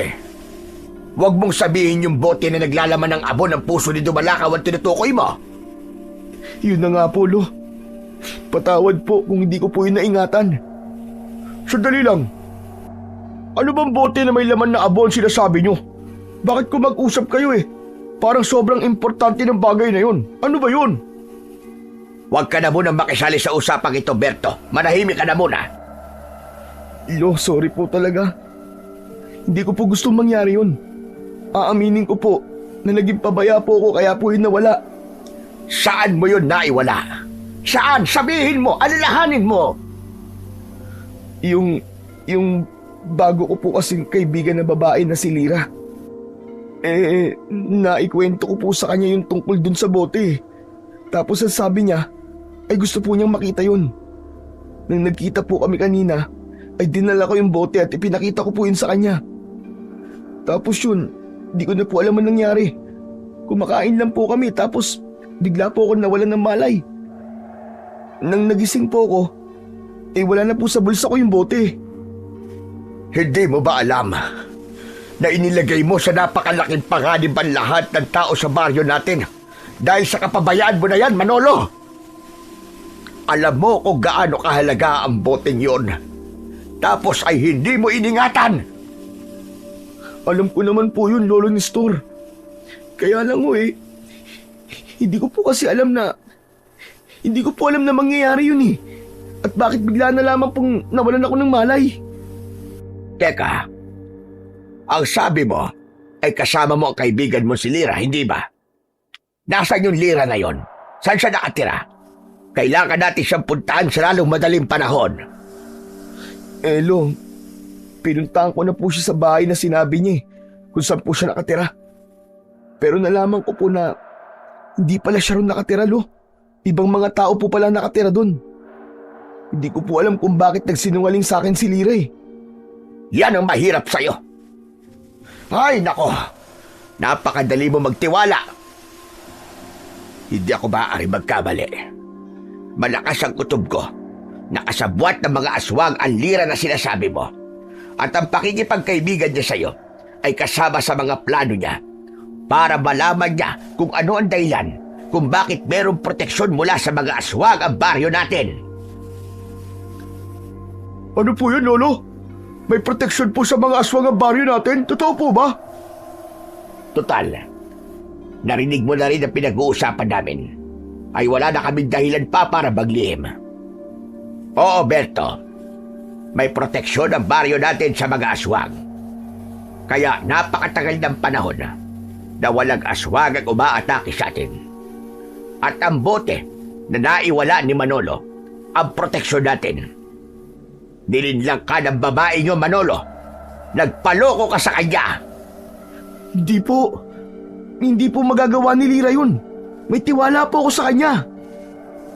Sa kabila ng mga nangyari, ay nasasabi mo pa yan? Hindi pa ba malinaw sa'yo na niloko ka lang ng babaeng yon? Siguro nga po.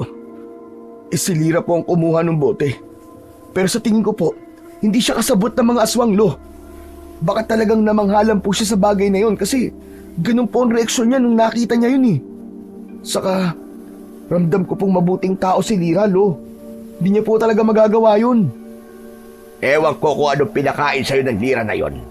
At kahit ganito na ang nangyayari, ay may tiwala ka pa rin sa kanya. Ano bang itsura ng Lira na yon, Berto? Alam mo ba? Maganda po siyang babae, Lolo. Siguro po kasing edad lang po namin siya ni Malono. Mahaba po ang buhok niya, na hanggang bewang po. Basta Lo, maganda po talaga siya. Mukhang mahihirapan akong hanapin ang Lira na yon. Pero wala akong magagawa, kundi ang kumilos. Kung tama ang hinala ko, nakasabwat siya ng mga aswang, ay kailangan ko talaga siyang hanapin. Nagtungo si Lolo Nestor sa kusina at kinuha niya ang kanyang matalas na itak.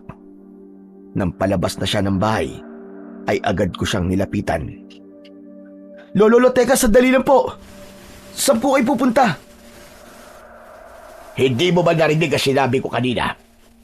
Hahanapin ko ang babaeng yon. Hahanapin ko ang babaeng nanloko sa'yo. Pero Lo, bakit kailangan niyo pa pong magdala ng itak? Dahil hindi ko alam kung anong makakaharap ko ngayong gabi. Ngayong wala ng proteksyon sa mga aswang ang lugar na ito, ay kailangan dala ko na palagi ang aking itak. Hindi ko na napigilan pa si Lolo Nestor sa kanyang pag-alis. Hinayaan ko na lang siya dahil mas lalo lamang siyang magagalit kung sasalungatin ko siya. Pero talaga namang kinakabahan ako ng mga sandaling yon dahil baka kung ano ang gawin ni Lolo kay Lira. Grabe, Chong! Ano ba yan? Parang sasabog ang utak ko sa dami na nalaman ko ngayong gabi. Ngayon ay alam ko na kung bakit walang sumasalakay na aswang dito sa baryo natin. Pero Chong, bakit mo naman ipinagkatiwala kay Lira ang ganong napaka-importanteng bagay? Pwede ba, Berto? Huwag muna natin pag-usapan ng masama si Lira. Hindi pa naman tayo sigurado kung siya nga ba talaga ang kumuha ng bote. Hindi ba sabi mo, siya lang naman ang kasama mo kanina? Di malamang, siya lang ang pwedeng kumuha nun. Pambira ka naman, oo. Huwag tagad kayo mambibintang. Paano kung nung nawalan ako ng malay, may ibang dumating at yun ang kumuha ng bote, sige nga. Tapos dinuot niya si Lira. Paano kung nasa pangalib siya ngayon? Sige nga, di mo ba naiisip yun? Ewan ko sa'yo, Tol. Mukhang masyado ka na nabulag ni Lira. Kasi kahit malinaw na siya ang kumuha ng bote, pinagtatanggol mo pa rin siya. Pero, hindi mo ba naisip, nung nalaman niya na apo ka ni Lolo Nestor, ay talagang nakipaglapit siya sa'yo? Chong, eto pagdugtong-dugtongin mo ang mga pangyayari. Alam ko matalino kang tao, Chong. Hindi. Hindi ko talaga nakikitang magagawa kong lokohin ni Lira. Hindi mangyayari yun, Chong. May tiwala ako sa kanya. Malaking tiwala ako sa kanya. Ano bang hindi magagawa? Ginawa na nga niya eh. Wala na yung bote. Yung pagsisinungaling niya kung saan siya nakatira. Hindi ba? Malinaw na panloloko yun. Ano ka ba naman? Mag-isip ka naman. Gamitin mo yung utak mo. Natigilan at napaisip ako sa sinabing yun ni Berto. Para akong natauhan. Alam ko sa sarili ko na hindi ko matatanggap ang panloloko ni Lira sa akin. Kahit kaunti ay umasa ako na mali kaming lahat ng iniisip sa kanya. Hindi ko alam pero naisuksok ko ang isa kong kamay sa bulsa sa likod ng aking pantalon. Nagtaka ako nang may nahawakan ako roon na isang papel. Kinuha ko ang papel at meron doong nakasulat. Tahimik ko yung binasa at nalaman ko na mula yon kay Lira. Nakalagay doon na sa oras na mabasa ko ang sulat na yon ay magpunta ko sa bukana ng aming baryo dahil nasa kanya ang isang bagay na nawawala sa akin. Ano yan, Chong? Yung papel na hawak mo, sulat ba yan? Si Lira, Berto. Sabi ko na nga ba't hindi niya ako niloko eh. Pupuntahan ko lang siya. Diyan ka lang, saglit lang. Huwag kang aalis ha. Bantayan mo muna tong bahay namin, ikaw nang bahala rito. Ha? Ano ba sinasabi mo? Hindi kita maintindihan eh. Itong sulat na to, galing to kay Lira. Inilagay niya to sa bulsa ng pantalong ko habang wala akong malay. Makikipagkita siya sa akin at sigurado ko na ibabalik niya na yung bote. Basta kapag dumating si Lolo sabihin mo na wala na siyang dapat na ipag-alala dahil kukunin ko na yung bote, okay? Huwag kang aalis dito, bantay mo yung bahay. Hindi ko na hinintay na magsalita si Berto. Nagmamadali akong lumabas ng bahay. Kahit panayan sigaw ni Berto sa pangalan ko, ay hindi ko siya pinakinggan. Halos tumakbo na ako dahil hindi na ako makapaghintay na makita si Lira. Hanggang sa nakarating na ako sa bukana ng aming baryo. Pero hindi ko nakita si Lira doon. Lumingalinga pa ako sa paligid at bagya akong nagulat nang lumabas siya mula sa likod ng isang makapal na puno. Seryoso ang mukha niya.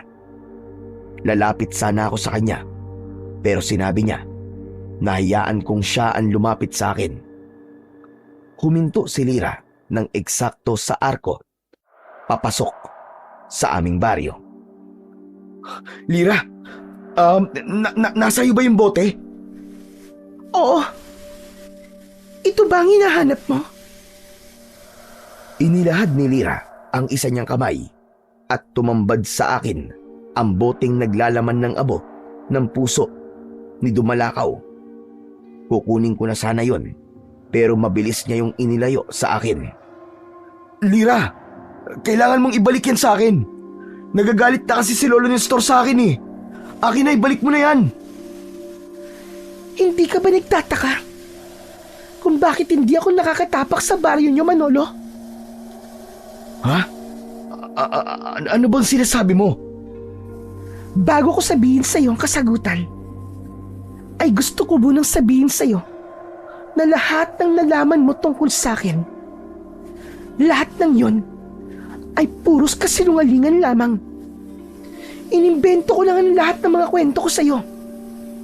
At nakakatawa kasi paniwalang-paniwala ka sa lahat ng sinabi ko. At ngayon, Manolo, sasabihin ko na sa iyo kung bakit hindi ako pwedeng makapasok sa baryo nyo. Yun ay dahil sa laman ng boteng ito. Teka, Lira. Hindi kita maintindihan eh. Diretsahin mo na ako. Ang hina mo rin eh. Hindi pa ba malinaw sa'yo? Dahil isa akong aswang. Ako ang bunsong anak ni Dumalakaw. At sinadya ko talaga mapalapit sa'yo para malaman ko kung anong dahilan kung bakit walang aswang ang nakakapasok sa baryong ito. Hindi na kayo naawa sa tatay ko, mga hayop kayo. Pinatay niyo na nga siya. Tapos ginawa niyo pa sangkasangkapan para sa proteksyon niyo. Ngayong hawak ko na ang bagay na pumipigil sa akin paghihigante. Oras na para wasakin ko ito. Sa bilis ng mga pangyayari, ay hindi ko na nagawang pigilan pa si Lira nang malakas niyang ibinalibag sa lupa ang bote. Nabasag yun at kumalat sa lupa ang abo ng puso ni Dumalakaw. Nang umiip ang hangin, ay nilipad yun sa kung saan. Isang nakakatakot na ngiti ang pinakawalan ni Lira. Tila binalot siya ng dilim at nang nawala na ang dilim na yon, ay hindi na isang magandang babae ang nakatayo sa aking harapan, kundi isang nakakatakot na aswang na may kahindik-hindik na anyo. Matatalas ang mga pangil, ganun rin ang mga kuko, at puno ng balahibo ang buong katawan. Napaatras ako. Doon na tuluyang pumasok sa utak ko na tama talaga ang aking lolo Nestor. Hindi lang basta kasabwat ng mga aswang si Lira. kundi anak pa siya ni Dumalakaw. Labis akong nasaktan nang malaman ko na pinaglaruan at niloko lamang ako ni Lira. Pero hindi ako dapat lamunin ng damdamin ko na yon. Kailangan ko nang umalis dun bago pa niya ako patayin. Patuloy ako sa pag-atras. Habang papalapit sa akin ang aswang. Dahil wala ng proteksyon ng aming baryo mula sa mga aswang, ay nagawa na ni Lira na makapasok. Nakakatawa ka, Manolo. Sa itsura mo ngayon, ay sigurado ko na hindi ka makapaniwala na ang babaeng tinitibok ng puso mo ay isa palang aswang. Napakadali mo kasing nilangin. Uto-uto ka. Pasensya ka na. Kailangan lang talaga kitang gamitin para ba sa katuparan ko ang aking paghiganti sa lolo mo. At sisimulan ko yon sa pagpatay sa'yo. Biglang sumugod sa akin ang aswang na si Lira. Tatakbo sana ako, pero sa hindi inaasahang pangyayari ay natalisod ako sa isang bato. Nawalan ako ng balanse at napaupo ako sa lupa. Malakas akong napasigaw nang malapit na sa akin ang aswang. Akmang susunggaban na sana niya ako, pero biglang iniharang ni Lolo Nestor ang sarili niya. Mabilis niyang tinaga ang aswang at tinamaan ng talim ng kanyang itak ang pisngi ng aswang.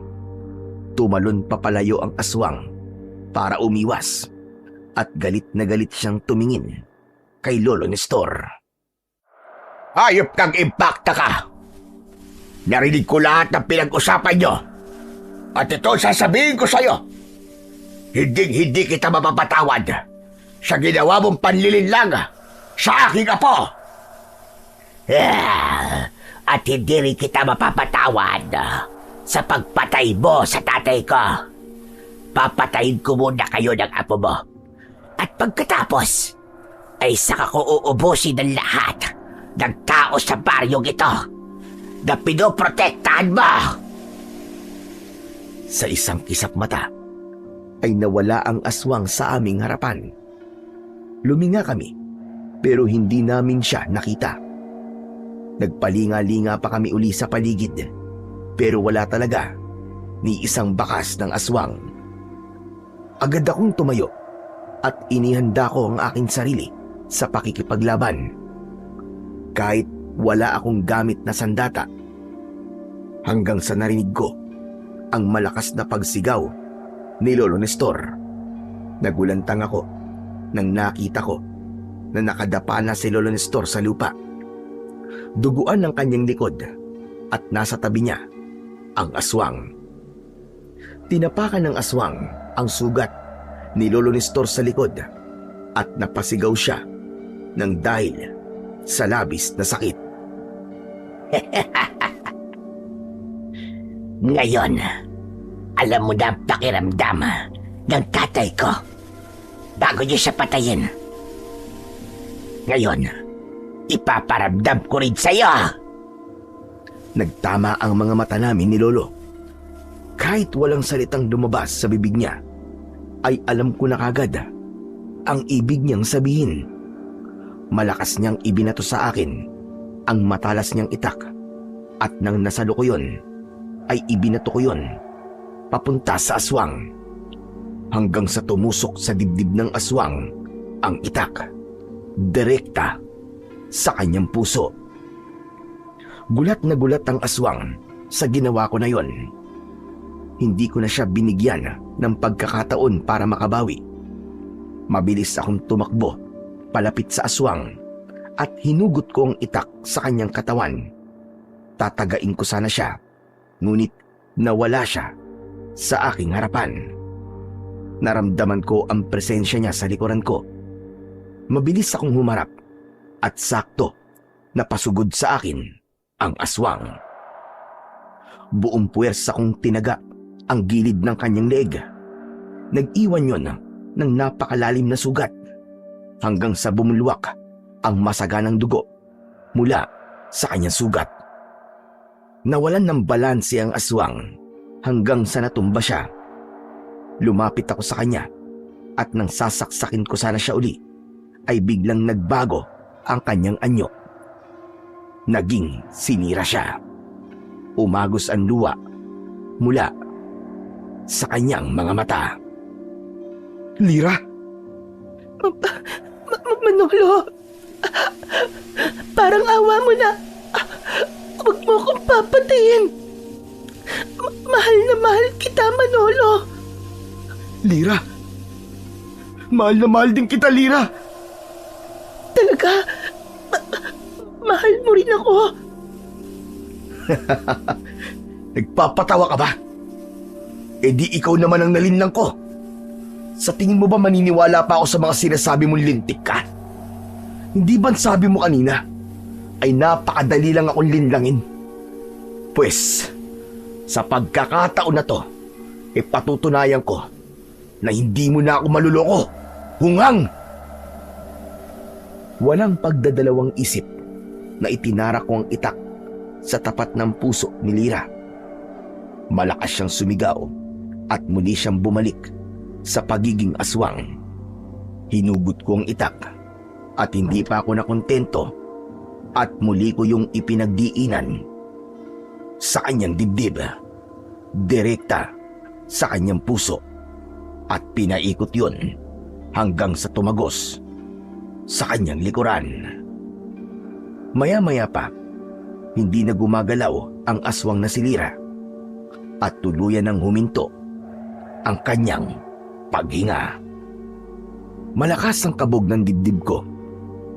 Hindi ako makapaniwala na ganun ang mangyayari sa unang pakikipaglaban ko sa aswang at sa babae pa na minsan kong inibig at nagustuhan.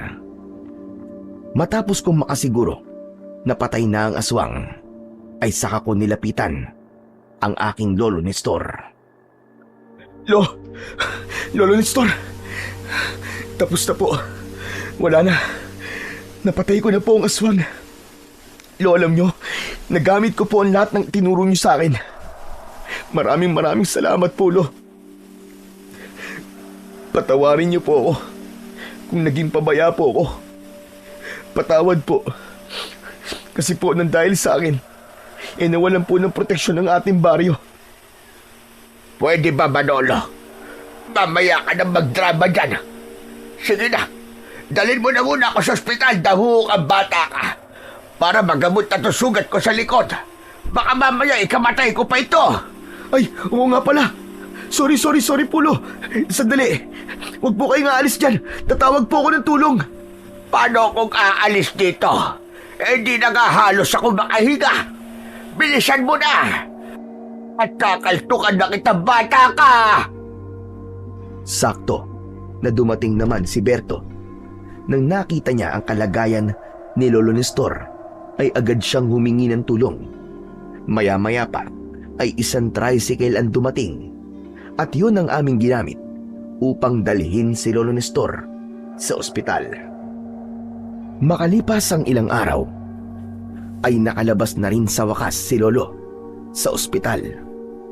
Labis ang pagsisisi ko dahil alam kong ako ang dahilan kung bakit nawala ang proteksyon ng aming baryo laban sa mga aswang. Kung nakinig lang sana ako sa sinabi ng lolo ko at hindi ko siya sinuway, at hindi ko sana ipinaalam kay Lira ang tungkol sa sekreto na yon, ay hindi mangyayari ang bagay na to. Kaya nang dahil doon, ay nangako ko sa sarili ko na gagamitin ko ang lahat ng itinuro ni Lolo sa akin upang proteksyonan ang aming baryo. Dumating ang mga gabi na may mga aswang na sumubok at umatake, ngunit isa-isa ko silang hinarap at pinaslang. Hanggang sa dumating ang panahong wala ng aswang ang nagtangkang sumalakay sa aming lugar. Masakit pa rin sa akin ang ginawang panlilinlang ni Lyra, pero wala akong pinagsisisihan nang paslangin ko siya. Dahil kung hindi ko ginawa yon, ay mas marami pang inosenteng buhay ang mawawala.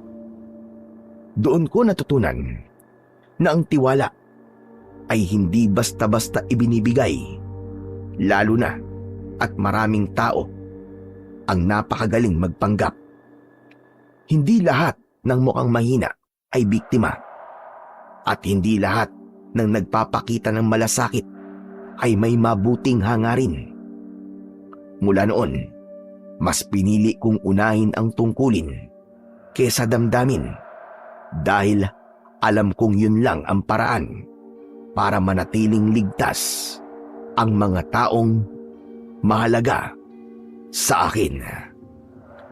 Hanggang dito na lamang po ang kwento ko, at sana marami po kayong natutunang aral.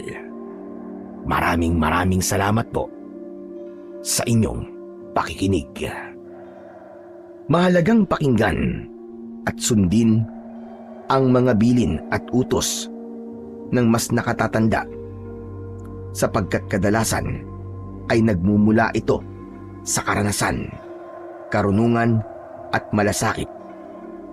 Gayon din ang anumang ipinagkatiwala sa atin, maging bagay man o lihim, ay hindi lamang responsibilidad, kundi isang sagradong tiwala na dapat ingatan, pahalagahan at igalang. Hindi tayo maaaring basta-basta magtiwala sa sinuman, sapagkat hindi natin batid ang tunay na layunin ng bawat tao. Ang inaakala nating kaibigan ay maaari palang maging sanhi ng ating pagbagsak. Ang isang sikreto ay nilikha bilang sikreto, at bagamat may panahong ito'y mabubunyag, ang lihim na ipinagkatiwala sa atin ay dapat manatiling buo bilang paggalang at katapatan sa taong nagtiwala, sapagkat ang pag-iingat sa tiwala ng iba ay salamin ng ating pagkatao, at dito nasusukat ang tunay na dangal at integridad ng isang tao. Sabi nga sa Kawikaan, Kabanata 13, Talata 13, ang humahamak sa utos ay mapapahamak, ngunit ang gumagalang sa utos ay gagantimpalaan. Sabi rin sa Kawikaan, Kabanata 11, Talata 13, ang mapanilang puri ay naglalantad ng dihim, ngunit ang mapagkakatiwalaang tao ay marunong mag-ingat ng bagay. Itinuturo ng mga talatang ito na ang pagsunod sa tamang bilin at pag-iingat sa tiwala at lihim ng iba ay parehong mahalagang bahagi ng mabuting pagkatao. Ang paglabag sa utos at ang paglalantad ng lihim ay nagdudulot ng kapahamakan, samantalang ang paggalang, katapatan at pagiging mapagkakatiwalaan ay humahantong sa pagpapala at paggalang ng kapwa. Hanggang dito na lamang po. Maraming salamat po sa inyong pakikinig at suporta sa aking mga YouTube channel na The Voice Addict at Apong Isak. Pagpalain po nawa tayo ng puong may kapal.